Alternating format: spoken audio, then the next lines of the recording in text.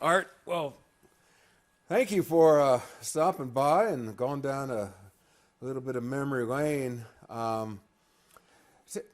Remind us, how long were you warden down at Lucasville? Sort of trace your at least your later history in DRC. Well, I started at Lucasville October 1st, 1990. That was my first day on the job. And I came out of there on, I believe it was December 12th, 1994. About, what would that be, about 8 months after the riot. The riot was in April of 93. I'm sorry, I said 94, 93. Okay. April of 93. So transferred back to headquarters here in Columbus and was here for 3 or 4 months, and then moved out to Belmont County and opened up the Belmont Correctional Institution, which is a level 2 medium security male prison in St. Clairsville. Okay. And ran that place for 7.5 years or so, and then ultimately retired from DRC. Yeah, right. Understood. Yeah. Understood. So I mean, you didn't leave Lucasville. Was that connected to the riot, or you just wanted out there? Well, let me put it this way. Yes, it was. Okay. I think probably it would be appropriate for me to say that I found personally that the post-riot period of time at the facility was infinitely more stressful on me personally than when I was actually involved in the riot. And I'll try to explain that to you, Daryl. The post-riot it got real political. And as the months ensued, it got more and more political. And there were 8 separate investigations going on simultaneously involving the riot. So myself and my staff were, just bombarded daily with requests for information, just on and on and on. So it was a very stressful time for me. I got a call one day from the Director of Corrections, Reggie Wilkinson. You probably remember Reggie. And his comment to me over the telephone, and I'll never forget it, was, "Are you ready to come out of there?" And I said, "No, sir, I'm not." And he said, "Well, you're under a lot of stress, and we realize the situation that you're in, and we really I feel that it would be a good time for you to transfer out." And I said, "Well, if I have anything to do with it, I would like to stay." I said, "There's a lot of work to be done." And then he followed up and said, "Look, that place is all over the news almost every day. There's something going. We had pickets from the local community that had come out to the prison and were picketing the prison to have the department lock the whole prison down at 24/7." And it was a very stressful time. And he said, he made the comment to me, "Look, Art, if you don't decide to come out on your own, I'm just going to tell you that I'll probably have to pull you out of there the very first major incident that you have." Well, that's, you have major incidents a lot. You don't have riots a lot, but you have a lot of things going on in a high security level 4 or 5 facility. So I just decided, maybe it'd be good for me to come out. So I told him, I said, "Okay, I'll come out." And he said, "I'm going to transfer you back up here, and we'll see what happens in the department, and you'll have another opportunity, I'm sure." So I went back to Columbus, and I was there about 3 or 4 months and moved out to Belmont County, which, Daryl, in a lot of circumstances, when you have these major riots occur, lots of heads get lopped off. Talking about the political ramifications, and in this instance, we did not do that. Ohio didn't do that. I mean, Reggie retained his job, I retained my job, and I think that it was a testament, I think, to how we handled things. Take us back to when you first heard something was going on that Easter Sunday, right? Well, it was Easter Sunday, 1993.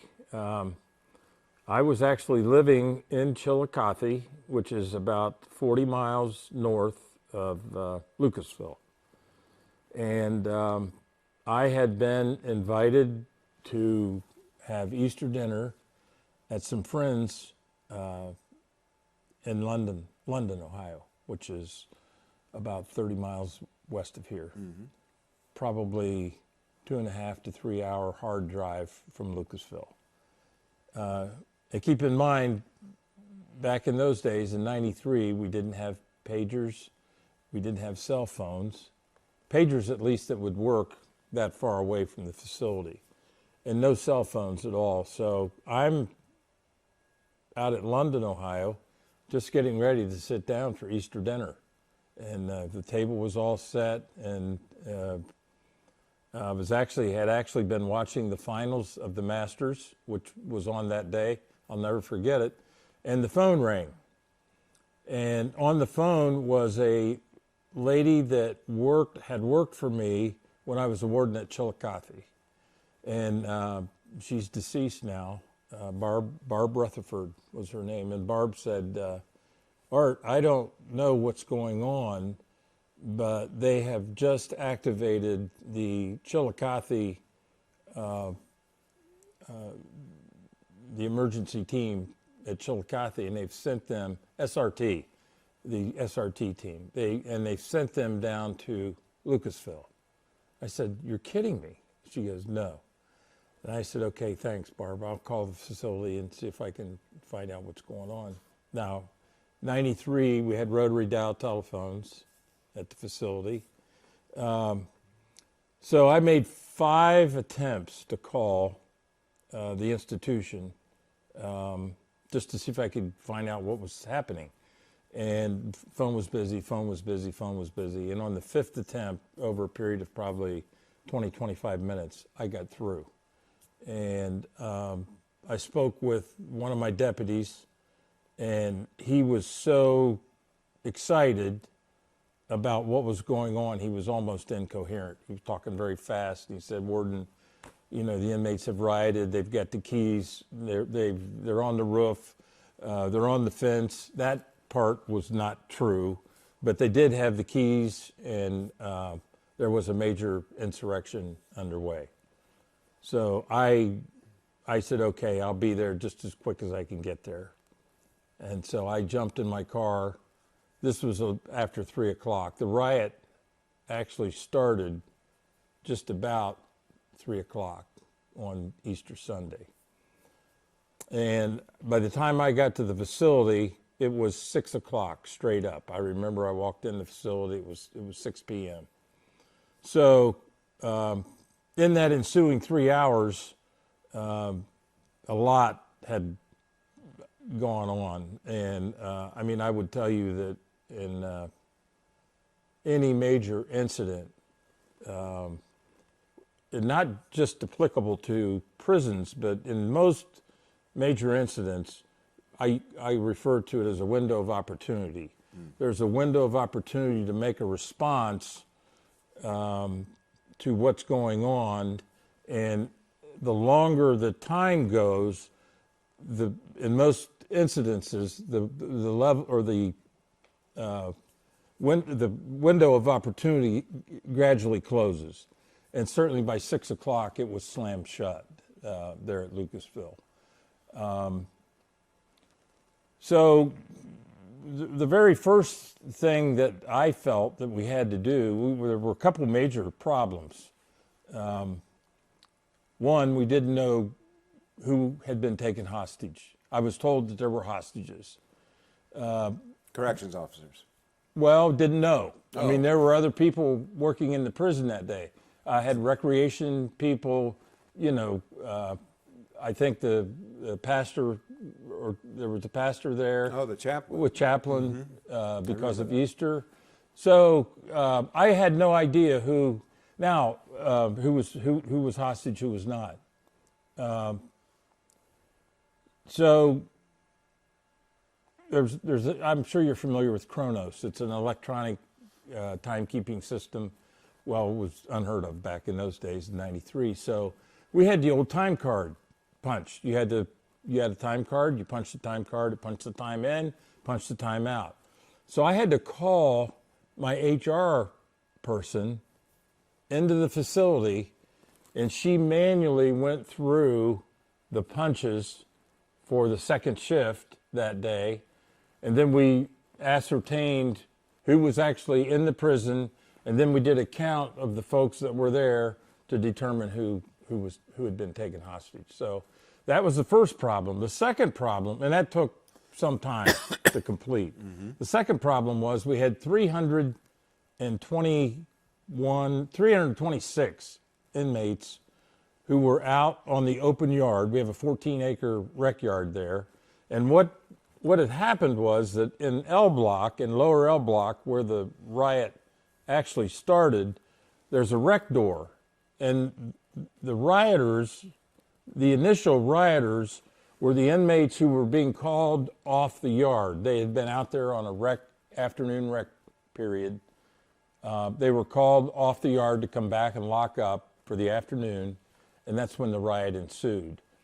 The outside rec door that they came in through remained open because the officers who were manning that door were overpowered initially by the onslaught of these. There are about 300 or 400 of them coming off the yard. So that door remained open. Actually, it remained open throughout the 11 days, because what initially happened was right after the window slammed shut, the main hallway into L Block from the rest of the institution, there's a big slider gate that closed that hallway off, and that gate was closed after I call the cavalry. The cavalry went down to respond.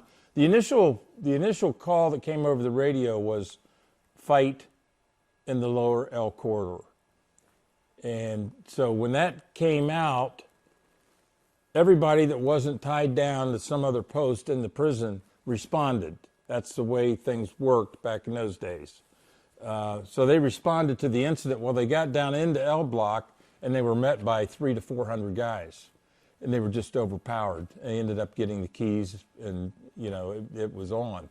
Well, a lot of those guys were able to get back out, and when that happened, the control center 3 closed that lower L gate.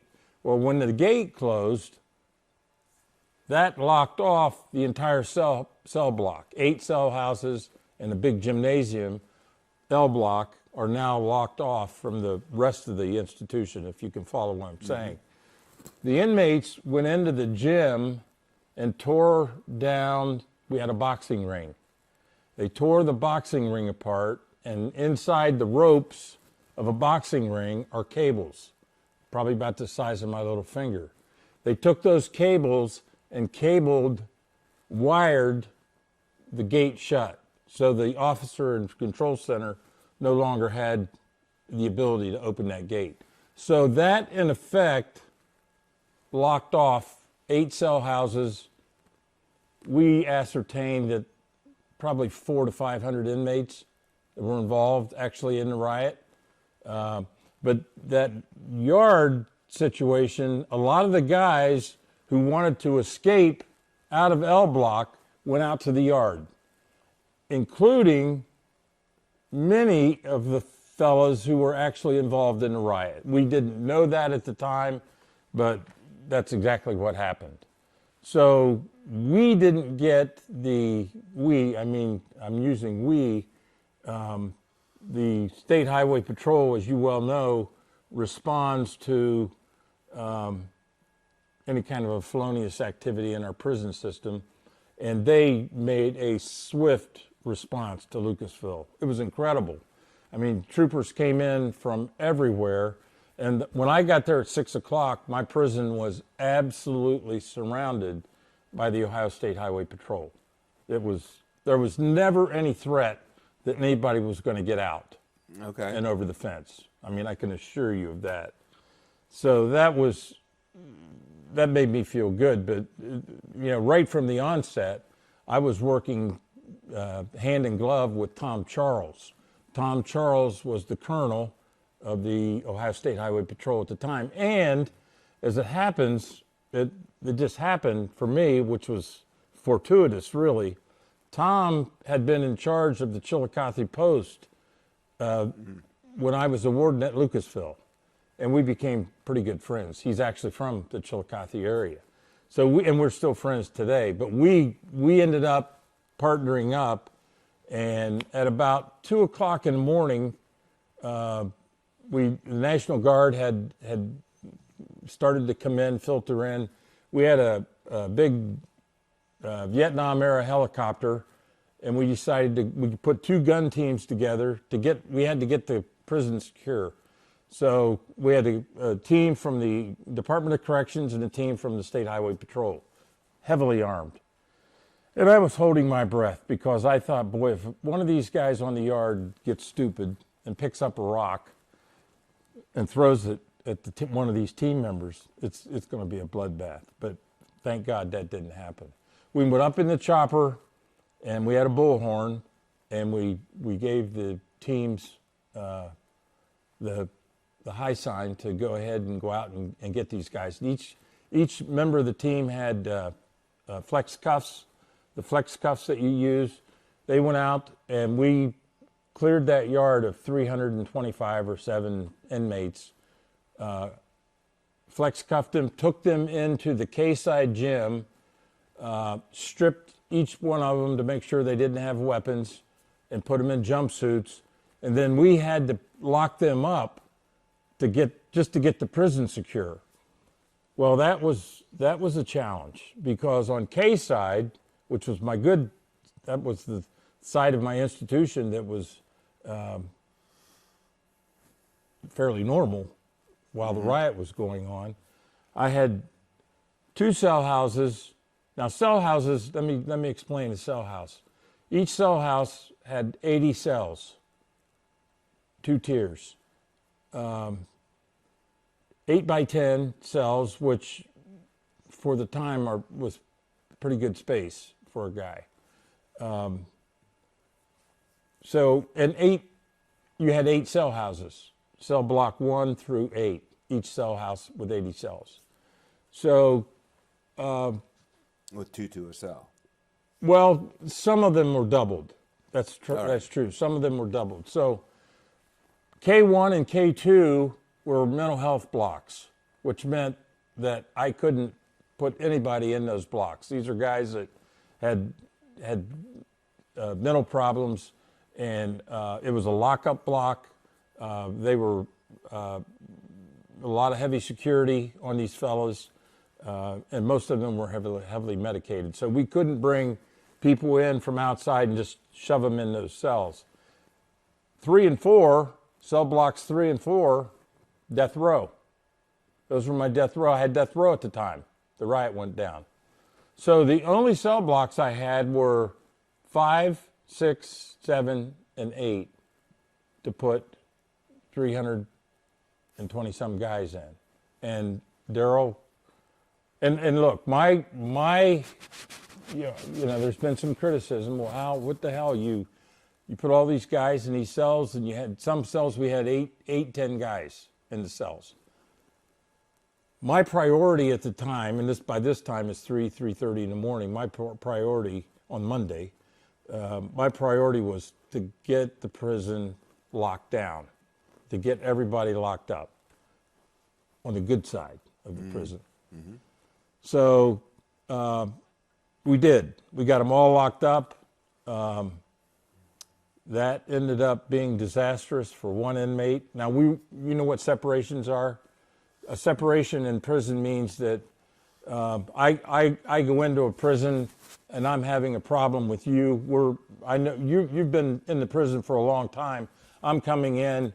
There's a long history of us having a major problem. It goes back whatever. It's called separation. So I go to report, hey, there's a fellow by the name of Roland here at the prison. I don't get along with him. Here's the details.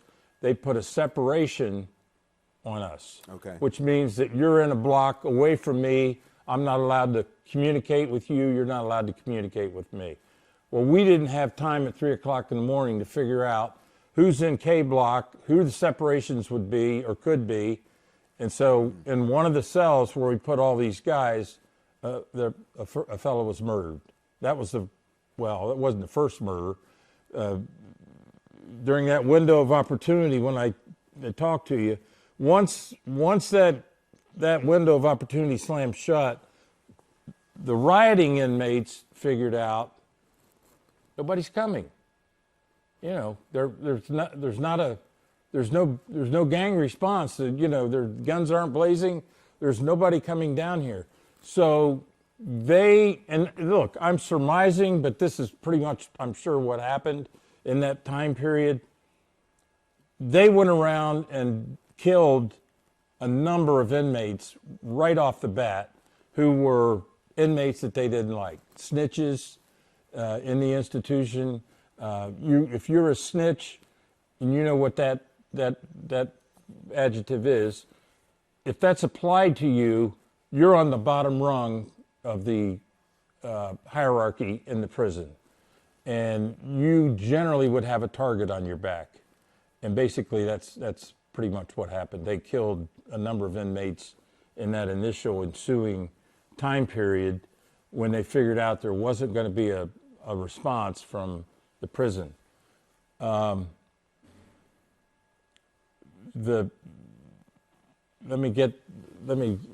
You get a feel for that. You understand, yes, where I'm going. Oh yeah, I know. There's a lot of score settling yeah. there in those early times. Yeah. Was there that older fellow? I don't know which one he was. That I can't remember his name. I know who you're talking about. He walked in the hallway with a walker. Yeah. Yeah, he was one of the first guys killed. Yeah. So what happened was, when they overpowered the officers at the rec door, there's a metal detector there. Well, the guys have to pass through the metal detector. And interestingly enough, both of those officers somehow managed to escape out that door, and they hot-footed it over across the yard and got into the K side. They got on into the good side of the prison and were not hurt. The key man who ran keys in L Block, he had a big ring of keys in L Block, and his job was to key these guys in as they're coming off the yard. The blocks are locked. It's a maximum security prison, so you're locked in when you go in your cell house. So he was the guy that was keying doors all up and down the hallway for these guys coming in off the yard. Well, when he saw what was happening at the metal detector, he took his key ring off, threw it down the hallway, and he ran out of L Block. He passed the cavalry, I call it the cavalry. He passed the cavalry coming in. He got the heck out of there. So the inmates had the keys then right away, or fairly soon. So once that happens, then they started keying in the doors. And you'll see next week when you take the tour that prior to the riot, the console, which is the apparatus that the officers used to open up all the doors, and that's you have 80 cells. Well, you have at least 80 buttons, because you can either open all the doors at once, or you can open an individual door. If you're down in let's say cell 30, he's got a button he can just hit, and your door will pop open automatically.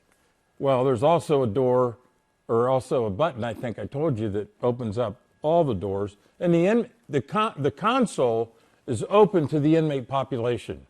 So the officer was working right in the open. Now you'll find out next week, post-riot, they've made a mini control room out of each one of those areas. So that area now, that officer is actually working enclosed away from the inmates, which is a huge improvement.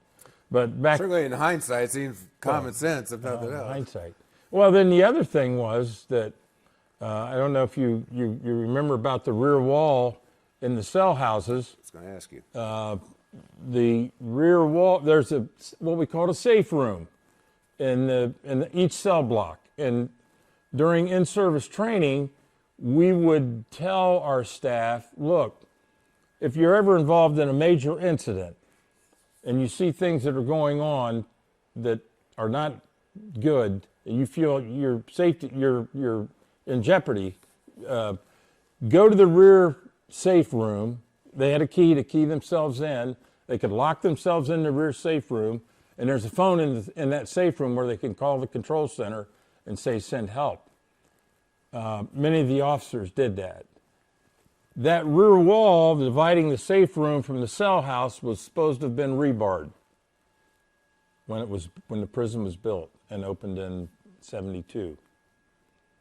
No rebar in that rear wall, in any of those rear walls. So the inmates got the weight bars out of the gymnasium, 40-pound weight bar, you know what those are, and they just used those as rams, and they went right through those rear walls like a hot knife cutting butter. And they punched great big holes, then they crawled in and captured all the officers that were in those rear safe rooms. So, that's kind of what was going on, the ensuing moments.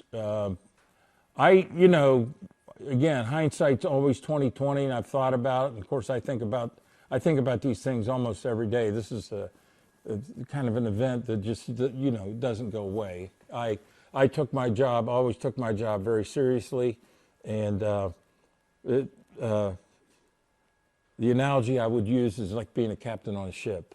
I mean, I really feel like that we did as good a job as anybody could have done to quell that riot. There were times when, I thought this thing could really get totally out of hand. It could, and I'm kind of a student of correctional history, I guess. I read a lot. I still read a lot. I've read everything there is out on Attica. There's a definitive book called Blood in the Water, entitled Blood in the Water, which lays out Attica from start to finish.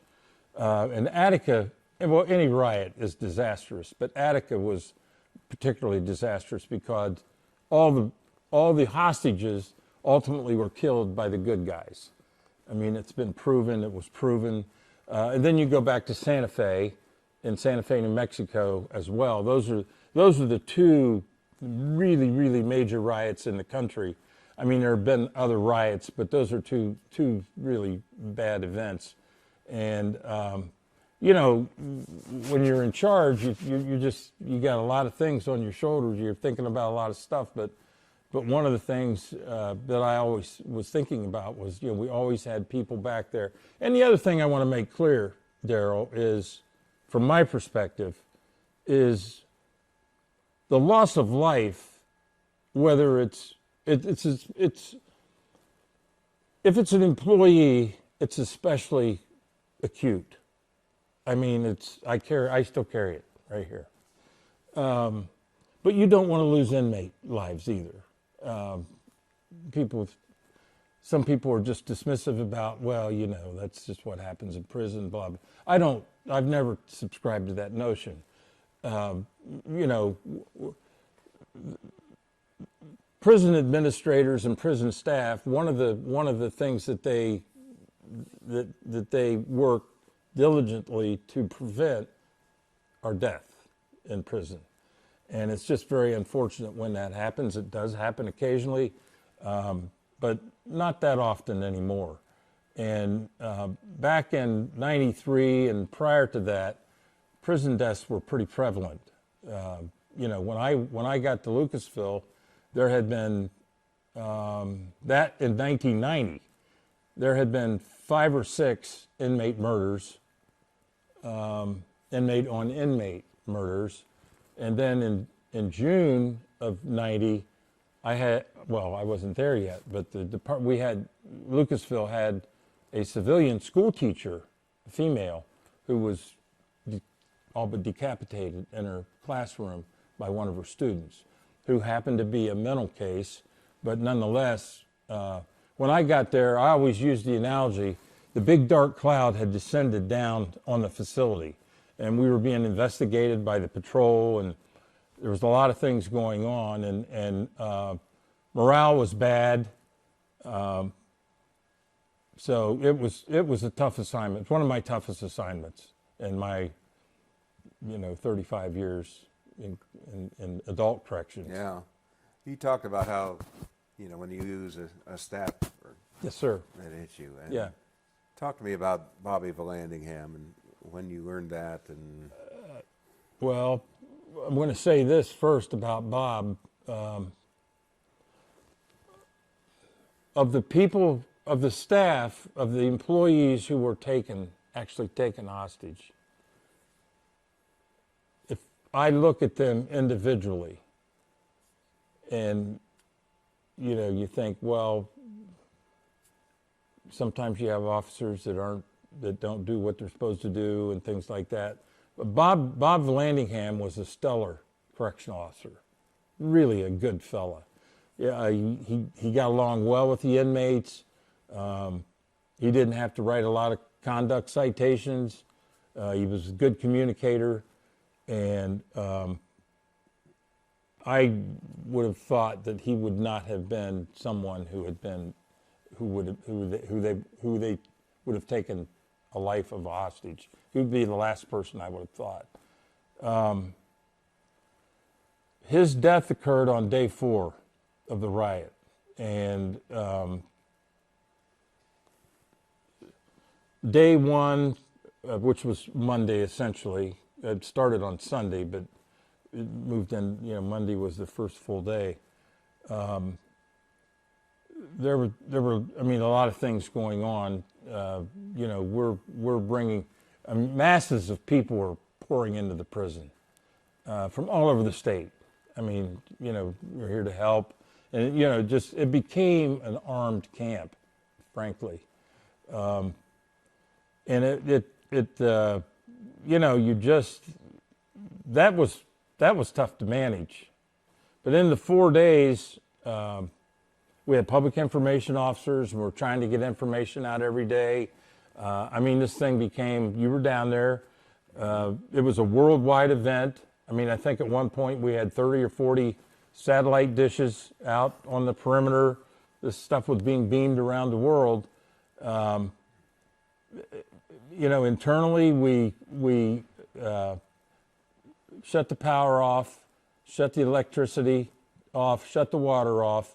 And people say, well, why in the world would you do that? Well, that's just typically what occurs in those major situations like that. And I think primarily the reasoning is that you're really trying to make the bad guys as uncomfortable as you possibly can, so that they don't have all the creature comforts or sitting back there, and so those are the kinds of things that were occurring in the first few days. We established a line of communication with the inmates. We had a hostage negotiation team 24/7, and we had teams coming in from all over the prisons helping us with that, all over the prison system, helping with that. And it was just kind of a tit-for-tat situation, Nothing big had happened. We were in a riot, but it was just right. Nobody else was getting hurt, and we were talking back and forth. And then on day 4, I happened to be back in the hostage negotiation room, and my chief nurse called up and said, Warden, you probably ought to come back here. When they murdered somebody in the early stages, they, believe it or not, the rioting inmates, they would wrap the body in a sheet and not just dump it, they would take it out and lay it on the yard. They did that with, I think, everybody that ended up being killed, except for the fellow that we found one or two fellows after the riot was over when we went through L Block. But my nurse said, I think we have an employee here. We'd sent a team over. They had put a body out, and we sent a team over and brought it back to the hospital. And she said, get down here right away. So I went down, and they unwrapped his body, and he was laying at my feet, and I looked at him, and I knew immediately it was Bob. I mean, he had been ligature strangled, so he was had a real deep mottled purplish color to him, but I could tell it was him. But when she asked me, she said, do you recognize him, Warden? And I said, I'm not really sure. I think I didn't want to say that's Bob. I mean, everything in me was saying no, no, no, no, no. And we ended up getting a fellow from the business office who had gone to high school with Bob. We brought him down. He was in the prison, and he immediately said, that's Bob. Well, Daryl, I can't explain to you how the tension level then went just right to the ceiling. It was high at that point, but now I've got one of my staff members been killed. So obviously the immediate fear on our part was, are they going to start killing the rest of the hostages? And so, I mean, we were feverishly talking to the guys. We had telephone contact with them. And of course, they thought, by virtue of the fact that they had killed one of our own, that we were going to attack, that we would attack back into the cell house. And so we... Well, was there some thought of that? No. Not serious, no. Because I know, again, being on the outside, and 11 days is a long time. We had a team of professionals that worked up, just continually were working up strategic plans should we have to do something really, really serious. Attack, every day they would rework this plan, and Warden and present it to myself and Tom Rice. And we had a number of plans. A number of plans were discussed, I mean, all over the board, really. But it was never, ever seriously entertained that we would go in there guns blazing. It would have been a bloodbath. It really would have been. So what we wanted to do, Daryl, really quickly, is establish that the remaining hostages are okay. So we're talking to the inmate rioters, and we're saying, look, we need to know, you need to let us know immediately what's going on. And you can tell us, well, they're okay. We need to know they're okay. Proof of life. So what we did was we made up questions that we would ask the individual hostage that only he, they were all men, that only he would be able to answer. What's the name of your dog? What's your wife's maiden name? Those kinds of things. And very quickly, in the ensuing hours, we ascertained that everybody else was safe. So then we kind of went forward from there. And if I'm not mistaken, that night, I'm pretty sure it was that night of that fourth day, Daryl Clark, who was one of the hostages, was released that night. And then we had one or more it ended up that five guys were actually there for the 11 days. Yeah. The big event after we got those first few people released was Nikki Schwartz. Nikki was the civil litigator from Cleveland, highly regarded, and I think a lot of Nikki even today. He and I are pretty good friends. I go up and have lunch with him every now and again. He lives right outside of Cleveland. The inmates didn't trust the staff, myself and my staff, to surrender. They didn't want to surrender to us without having an outside person involved in putting a surrender plan together. And Nikki was that guy. And he came in and I don't know, day 7, day 8, somewhere in there. And then things started to move positively toward getting this thing over with and shutting it down. And we ended up on day 11, we brought them all out. We triaged them medically because some of them were hurt. The Muslim population wanted to be moved out of the prison physically. And I think we moved 100, and that night, that was part of the plan. That night they wanted to be moved. And I think we moved 129 Muslim guys to Mansfield, which had opened up, the new Mansfield Max had opened up. We moved those guys out that night. And then we went. I never knew that. Yes, sir. That night, it was like 2 a.m, bus went out. Yeah. Then we sent a team through L Block.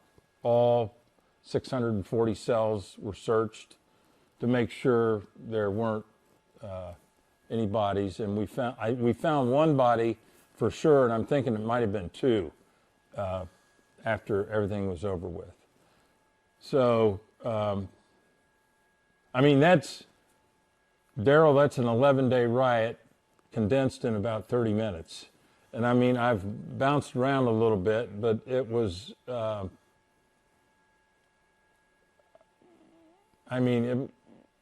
it's something I carry with me every day. Every day I think about it.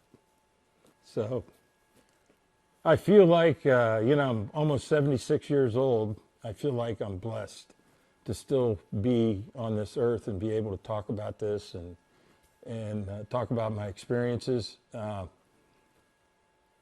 I worked very, very hard, hardest I've ever worked in my life to get that thing over with. And I have a lot of respect for Tom Charles. He was my buddy throughout the whole thing. And, the teams worked very well together. There's no question that it was a seminal event in the Department of Corrections, Ohio, 93. There were a number of things that came about as a result. I'm going to talk to you just real quickly about what I think was probably one of the most important. Well, one of the most important things was there was an infusion of 900 correctional officers almost immediately. The state legislature approved 900 new staff to not just to Lucasville, but infused into all the prisons, which was good. But one of the biggest things that came about as a result of the riot was a response to incidents, which basically is called CIM. And CIM, the acronyms, it's a critical incident management. Critical incident management. If you recall on the early part of my talk, I talked about when the control center called fight in the lower L corridor, that was essentially the beginning of the riot. When there's a man down, and all the employees in the prisons wear these alarms, body alarms. When there's a body alarm, I call it the cavalry. The cavalry is supposed to respond to that employee because the alarm goes out with the location. So they know where to go. Man down. It's a man down. That's exactly what they call it, Daryl, yeah. And anybody that's not attached, and keep in mind, in a maximum security prison, you got employees that are assigned to areas, they can't leave those areas. So when that man down went off, there were probably a dozen or 15 employees that I would refer to as the cavalry. The person in charge of the prison on Easter afternoon was a senior lieutenant. A good one, really good. He was leading the charge. Keep in mind, into L Block. And they run into what, 300, 350, 400 guys? And he was right out at the tip of the group and just got pummeled. I mean, he almost lost his life. Massive injuries. They did manage to carry him out. But when I got to the prison at 6 o'clock, there was no transfer of information from my shift to me and the rest of the folks that were in the prison with regard to what had happened, what had actually happened, what transpired, how did he was put on a gurney and taken to the hospital. Well, who was in charge then? Well, nobody, essentially. Nobody. And that's where critical incident management comes in, incident command. It's called incident command. And basically, Daryl, the premise of critical incident management, and this is something that post-riot, they brought some instructors in from different parts of the country, one guy in particular from California, and they taught all of us in Ohio the critical incident structure, command structure. And it's still used today in the prison system. Here's the essence of it. The essence of it is this. If I'm your supervisor in the prison, it's my responsibility to empower you, no matter what your assignment is, your title is, to empower you to the extent that if you are in the middle of an incident that starts to occur, you're going to feel empowered enough to make the critical incident decisions that could possibly quell that decision, that incident. That makes sense? Mm-hmm. And let me play 2020 and use Lucasville as an example. At Lucasville, right in front of the facility, is an armory. All the prisons have armories. All the armories have deadly weapons in the armories. We don't carry any deadly weapons in Ohio inside the prison system.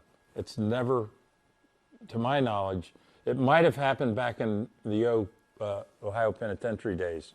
I don't know, but I can tell you that in my 53 years being involved in prisons in Ohio, nobody carries weapons inside the prison. So let's just say that deputy who called me, if he had been coherent enough for me, and if I had, I'm thinking, oh my God, I've got to get in the car and get down there.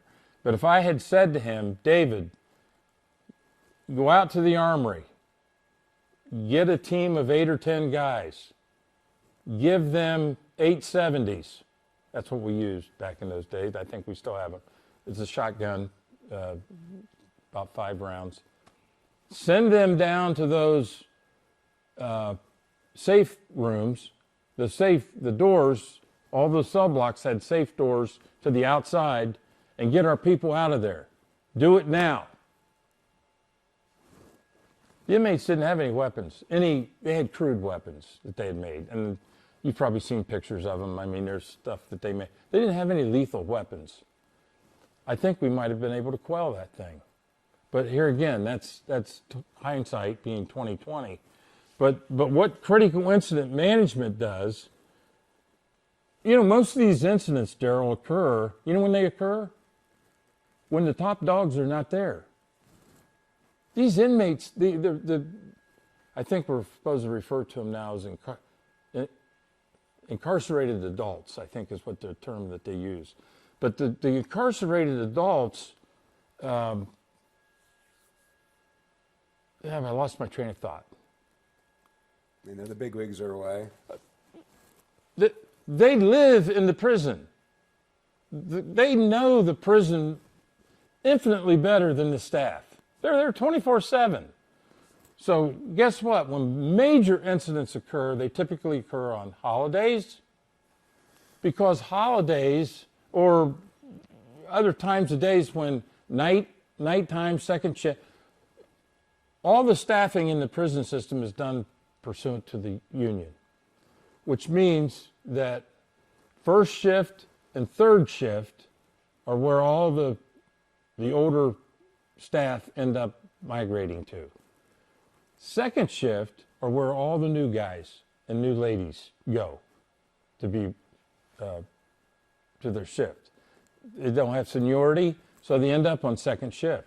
And that's exactly usually what happens, and it's exactly what happened at Lucasville.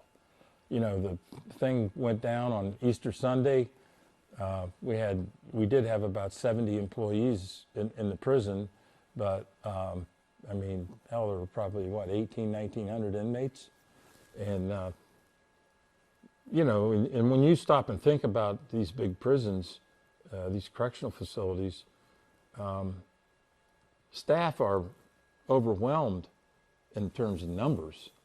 That's just the way things work. I was at Chillicothe. I had 3,000 inmates at one point when I had reception, and 500 employees maybe, but ran like a top, and it still runs well. Most of these places the staff are outnumbered, but the incarcerated adults know what the boundaries are for the most part. At Lucasville, they decided to major step outside the boundaries, and the riot jumped off. Yeah. Now, I didn't talk about tuberculosis. To me, and you've heard, I'm sure, well, the riot was caused by tuberculosis. That was a triggering agent to me. It was just a triggering agent. We had done a tuberculosis test of all the inmate population. We were about to. We hadn't done it. We were about to, and that's what got the Muslim group riled up, because they didn't want to take the test. They thought there were pig cells in the serum, and back in those days, it was the little subcutaneous prick. They put a little bit of that under your skin, and 3 days later, they come back and check, and if you're not all red and swollen, you're good to go. They weren't going to take the test, and I met with them on Easter week, and that meeting didn't go very well. And I told them, I said, look, we're going to test everybody. Everybody's going to be tested. And I had a really good plan for that had been approved by the department, and it went through the Ohio State Patrol. And we were literally going to lock the prison down the day after Easter for 3 days to effect this test. And I had a meeting with some senior staff, just simply because I didn't want to do this in a vacuum. You've got to let people know, if you're going to lock the prison down, that's a huge undertaking in terms of feeding and maintenance and things like that, especially feeding. So I had a small meeting with just a handful of folks that were my inner core. One of them was my food manager, because we were going to do sack lunches for 3 days. And I told him, I said, you're going to have to get bags in here so we can bag up the meals. And we normally wouldn't keep an inventory of, I don't know how many thousands of bags we needed for 3 days, 3 meals a day for, a couple thousand people. He went back to his office and told his inmate clerk to order, I don't know how many bags, several thousand bags, because the warden's going to lock the prison down. And that's basically, we're pretty sure that's how the word got out in the population. So only probably maybe just a couple days was the word out. I mean, we got some intelligence from our tower officers on Saturday before the riot that the Muslims and the Aryans had grouped up together on the weight pile on the yard. Never happens, never. And they were chit-chatting, 50 or 60 of them. That was the day before the riot. So those are all signals that something's up. I didn't get that intelligence information until a day or two after the riot for some reason. But it was a horrible experience. I still do quite a few talks. I did one last week down at one of the prisons with about 80 people. And I asked them, I said, how many folks in the room were in the Department of Corrections at the time this riot occurred? There were 2. And when I asked them how many were born when the riot occurred, half the room raised their hand. So they weren't even around. You know, and it's something that I fervently feel that we and they can learn from. It's something that happened. It was awful, but we came out of it. We certainly didn't want to lose Bob, nor the 9 inmates. But I think the department's better for the experience. We learned a lot from it, and thank God we haven't had anything remotely similar to that since. I was going to say. And it's a big system, one of the bigger systems in the United States, and they do a really, really nice job, I think. I still, you know, I told you I'm still doing some consulting work in the prison system, so I'm in and out of the prisons 3 or 4 times a week all over the state, and yeah, it's a huge business. Did you, and Art, if I'm getting too personal, just tell me and we'll, do anything. Did you seek counseling or anything after I did. all this? I'm not too big to tell you. I think it's a great question. Probably 3 months after the riot, I hit the wall physically. Blood pressure shot up. I had to go get glasses. And I mean, I don't wear glasses, but to read. I'm an avid reader, and I had to get glasses to read. I ultimately ended up becoming a type 2 diabetic, and I don't know if all that's attributable to the riot, but I do think some of it was. Beyond that, and I tell people today, look, the business, it's a really tough business, and you have to take care of your physical and your mental health. And I also sought some mental counseling on a couple different occasions, and I'm not too proud to sit here and tell you that. I think it's important. I don't know how much it helped me because all of my life I've kind of been a counselor myself with my staff and things like that, but I think it probably did to some extent. Yeah, I think it probably did. I think I've waited 30 years to ask this. We always heard about there was EMES written, supposedly meaning every Muslim Easter Sunday or something like that, on like the cafeteria entrance or something. Oh, that's that not was true. just, Not that I've never heard of that. All right. That's the first time I've ever heard of that. Really? No, I've not heard of that. EMES. No. All right. Well, there's, as you I came to know, obviously, there was all sorts of rumors Oh my God. outside, and Yeah. and even some of my, thankfully we did not, but some of my colleagues, bodies stacked up like cordwood. Well, the plain dealer. There was a banner headline. I think 14 or 15 bodies stacked in the gymnasium. Oh my God, no, that never materialized, ever. And you're right. There, you can go online today. Go into the internet and just all kinds of stupid stuff pops up. I don't even look at it, but you know. But did that affect you on the inside? And again, I'm wondering about pressure from the community and everything The pressure to was do something. The pressure was enormous. There was enormous pressure. But I will say this, Darryl, I think it's important. George Voinovich was the governor. George Voinovich called me 3 separate times, personally. I don't know if you remember him. I'm sure you do. Oh, But absolutely. George was devout. He was a devout Catholic. He was extremely religious. He called me 3 separate times, and we had personal conversations. I had tremendous support from Reggie and the Department of Corrections.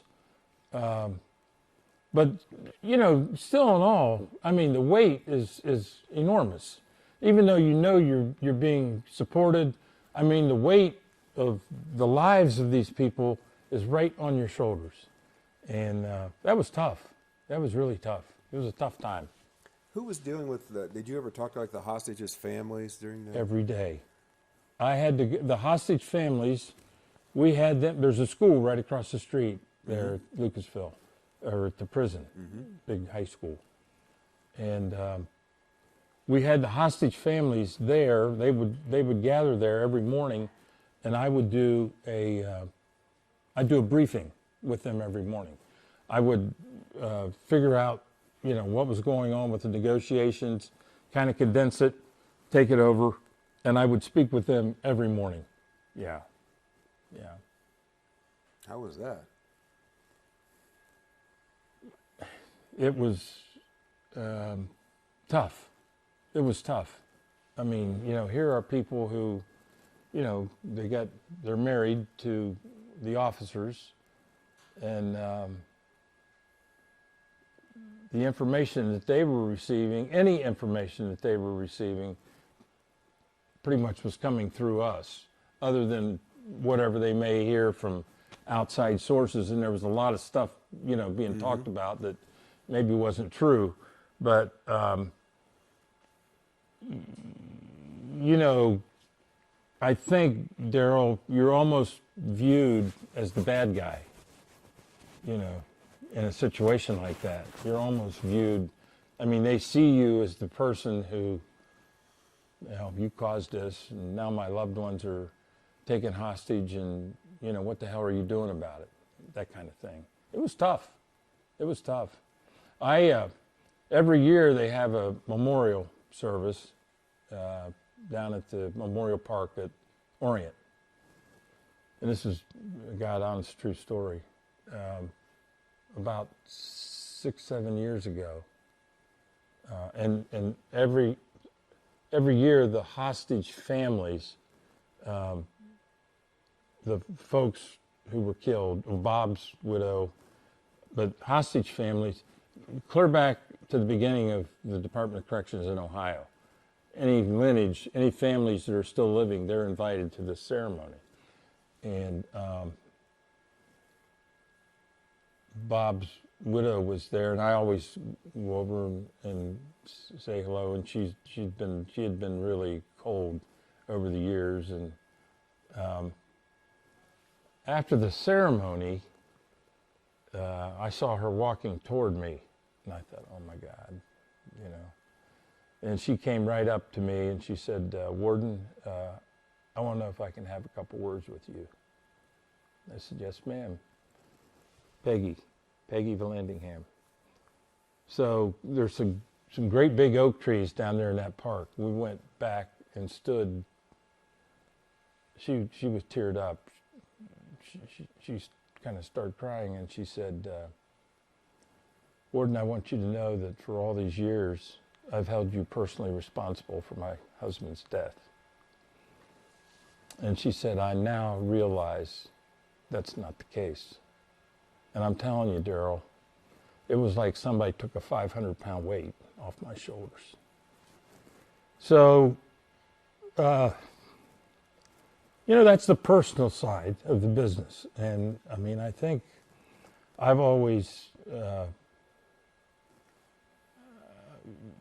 have a big heart. I ran I had tough jobs and I've made tough decisions, but I've always had a big heart and I've always tried to treat people the right way, my employees and my incarcerated adults. And I still feel that way today. I really do. A lot of the that burden, I guess, that I carried for years and years, I think as years go by, it seems to dissipate, but it's still there. I still have it right here. Well, I'm glad she at least lifted a little bit of that Yes, sir. weight. Yes, sir. Were you the one who had to tell them what had happened? Um, Or was that like a chaplain? You know what? I just really don't recall. It got real muddled. Somebody else did that. I didn't. Okay. I did not make the personal notification. Yeah. Actually, the press got it really quick, and I think she probably found out through the press. But I'm not really sure. It wasn't me. Yeah.